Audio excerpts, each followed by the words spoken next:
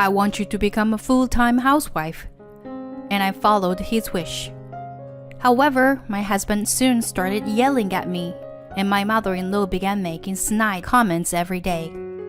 If I made even a slightly unhappy face, they would yell at me to leave the house. One day, I was abandoned on a dark mountain alone, and I thought, this could be it, the end of my life.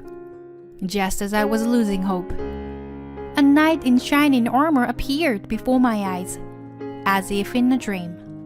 My name is Whitney, a housewife in my 30s.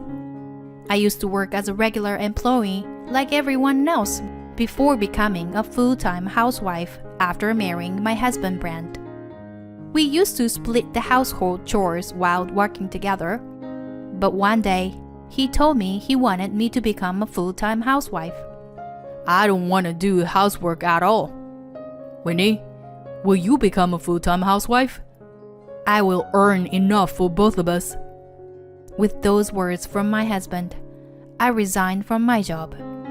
My husband had no experience living alone, and it took him time to learn how to do laundry, cleaning, and cooking. I thought it was okay for him to take time to adjust, since no one is perfect from the start. However, my husband seemed to have no intention of doing any housework at all. I was anxious about quitting my job, but I thought we could eventually have children, so I decided to focus on housework as my husband wished. At first, my husband was grateful to me, and I was happy to do housework for him. However, lately, I've just been sitting in a chair taking breaks, and my husband has been getting angry at me. Hey, why don't you do some housework? Haven't you finished washing the dishes yet? And the room is still messy. And so he began to nitpick and complain about everything. Being a housewife must be easy. You probably just laze around and take naps during the day, right? His constant complaints began to wear on me, and I became fed up. Then I will quit being a housewife and get a job. Let's go back to sharing the household chores like we used to do. Even though I suggested that, my husband only responded with harsh words. Didn't I tell you that I will never do housework? Who do you think you are? Who do you think supports our living expenses? Working at a company is certainly difficult, but being a housewife is not easy either. He promised me that he would earn enough for both of us, but our income has remained stagnant for the past 5 years. I wasn't even given any money to manage because my husband believed that nothing good would come from giving money to a housewife. Every day, I was criticized and berated as a useless person and was forced to obey him. Over the years, my way of thinking became distorted. My husband is just trying to help me by pointing out my flaws. It's all my fault that I can't do the housework perfectly. Looking back now, I think I was completely brainwashed.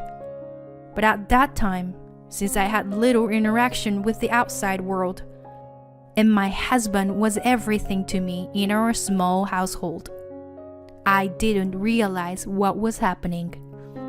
Then one day, my husband came home from work and made a sudden announcement. We're moving next month, so start preparing. My husband bought a new house without even consulting me. Wait, you bought a house without telling me? What? I don't need to consult you about it. You're just living under my roof. My husband continued, and dropped another bombshell. My mother will also be living with us in the new house. This made me feel even more confused and shaken. I disliked my mother-in-law and only saw her a few times a year since she lived far away. However, during those short visits, She would bully me and say hurtful things about my personality. Wait! You said we weren't going to live with her. I protested, but my husband didn't care at all. The situation has changed, so just do as I say. Don't order me around and shut up. I didn't become a housewife because I wanted to. I did it because you asked me to. I wanted to retort like that, but when my husband shouted, my body froze and I couldn't say anything. Without being convinced, we moved to our new home. My mother-in-law had already arrived before us. As soon as she saw me, my mother-in-law started making obvious sarcastic comments to me. Oh, hi, Whitney. You're still as gloomy as ever. My husband didn't reprimand his mother, but instead said to me, Mom and I are going out to eat, so stay here and unpack our stuff. And don't use the heating until we come back. As instructed, I unpacked desperately while shivering in the cold. Life from then on was hell. My mother-in-law made me do household chores by giving me various instructions and then making me do them all over again every time. And when my husband came home, she would report to him with a pack of lies about how I neglected the household chores and how hard she was working. Heather made me do all the housework again today. And not only that, she criticized my cooking and yelled at me. It was really scary. My mother-in-law's eyes filled with tears and she appealed to my husband. My husband believed everything his mother said and started verbally attacking me. How could you do this to my mother? No, I never said anything like that. Everything she just said was what your mother did to me. I couldn't stay quiet, so I desperately tried to argue back, but my body was trembling. My husband patted his mother's back and glared at me. Shut up! You made my mom cry like this. Who do you think has been supporting you all this time, huh? Then my husband yelled at me and grabbed my arm, dragging me out of the house. He ordered me to get into the car and forced me into the passenger seat. In the back seat, my mother-in-law was inexplicably beaming with joy. As my husband drove away from the town, we left the city behind us. Where are we going? I asked, but my husband ignoring me the whole time. We must have driven for at least 2 hours. When I realized, the car suddenly stopped in the middle of a dark mountain. Get out. Huh? I asked, not understanding my husband's words. I'm telling you to get out. Why are you doing this? In a place like this? Shut up. If you can't obey me and my mother, then get out. Don't you ever come back. Are you leaving me stranded here? No. I desperately held onto my seatbelt, but my husband forcefully threw me out of the car. Wait! Don't leave me here! Please! Please! My husband and mother-in-law watched me scream in desperation, with grins on their faces from inside the car. Then they drove away and left me stranded on a pitch-black mountain road with no street lights. I was shaking with fear, with no phone on me. I desperately made my way down the mountain, determined to find someone to help me. Despite my efforts, I kept falling and eventually I became unable to move. My lips trembled and I went numb in my limbs. As I felt completely hopeless, I saw a car's headlights in the distance. The car stopped for a while, probably observing my situation, and then a man got out of the car. Hey, are you okay? What happened? Why are you dressed like that in this place? And you're covered in blood. As I looked down, I realized that I was barefoot and still wearing my apron. I explained my situation to the man while fighting back tears of relief from finally encountering someone. Then the man put the suit jacket he was wearing over my shoulders. I'll take you home. Don't worry. But should we go to the hospital first?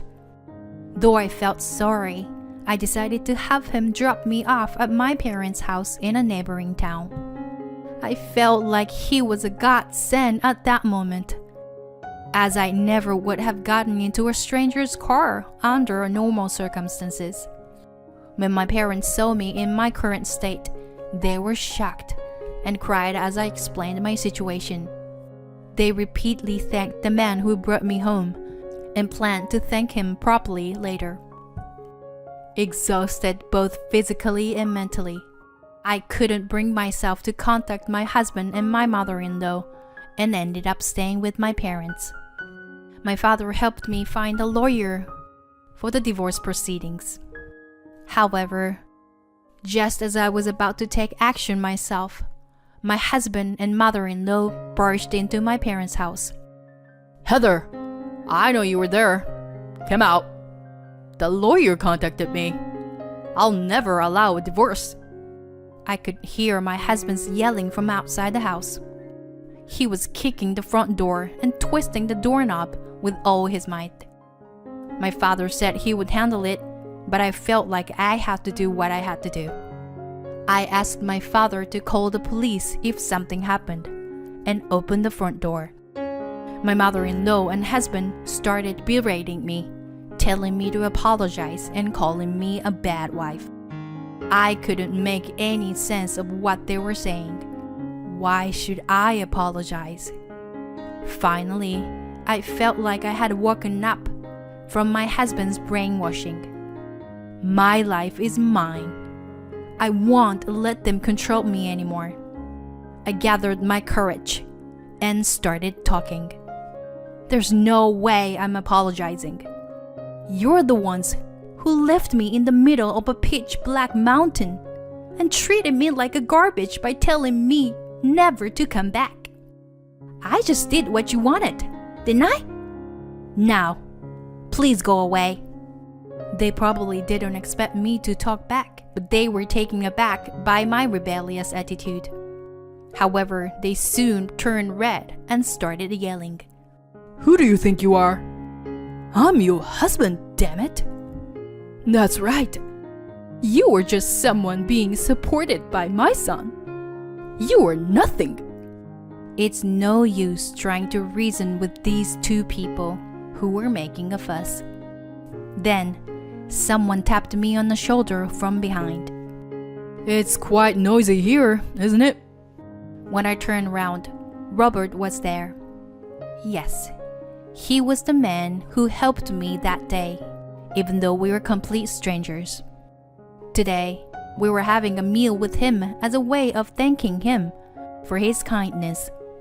Suddenly, he popped his head out of the front door and said, Keep it down.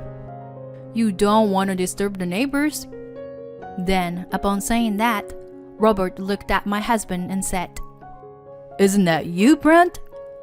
I was surprised to hear him say my husband's name, but my husband was even more taken aback. What are you doing here? Why are you... My husband pointed at Robert and stuttered. You're the company president. My mother-in-law looked at him with an incredulous expression. I see. I've always wondered what kind of person would leave his wife in the middle of the mountain like that. I never would have guessed it was you, Brent. Robert looked at my husband with a difficult expression. My husband was speechless, and Robert continued. This is not something that can be dismissed as a joke. My husband and mother-in-law fell silent at the sharpness of his tone. With one wrong move, it could have been a matter of life and death. Robert continued with a harsh voice. What were you thinking? Leaving your wife stranded in the middle of such a dark mountain? That was just a joke. Or rather, a lesson, or... My husband was sweating profusely on his forehead and stammering excuses. Upon seeing this, Robert let out a big sigh. Silence! Enough! You need to take responsibility for your actions. Brent, your work attitude and performance also has been a problem for quite some time now. I can't have someone like you at my company. I'm sorry. I never should have done something like that, so... No, you're fired. You don't have to come to the office anymore. Upon this sudden announcement, my husband trembled with a pale face. Are you kidding me? And what's up with the president being here in the first place? You guys are cheating on me, aren't you? That's right. You two were secretly meeting up and trying to set me up, right? Yes, that's right. You two are cheating on him. Pay us compensation.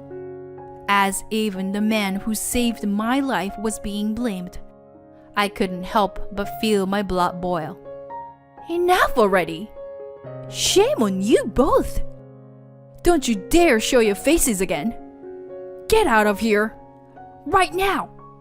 With an expression I had never shown before, I yelled at my husband and mother-in-law as they left. Whoa, Whitney! That was an amazing voice you have there. You can do it if you try. As he said that, Robert laughed and applauded. I felt the mixture of embarrassment and joy, and blushed as a result. Our interaction continued after that day. My husband, who had not come to work since then, ended up resigning on his own without being fired. His industry is relatively small, and rumors have spread that he is that kind of person who would abandon his wife and leave her behind, making it difficult for him to find a new job. Naturally, he had to sell the newly built house that he bought to live with my mother-in-law, as the loan repayments were delayed. Now he lives with his mother in a small, run-down apartment. I formally divorced him and now live alone near my parents' house. Today, Robert is coming to my house. I don't know what he likes about me, but he has been good to me since that instant. I am attracted not only the fact that he saved my life, but also to his kindness and sincerity. Today is our first dinner date, and I am waiting for him while making roast beef, which was his request. It is the beginning of a new life.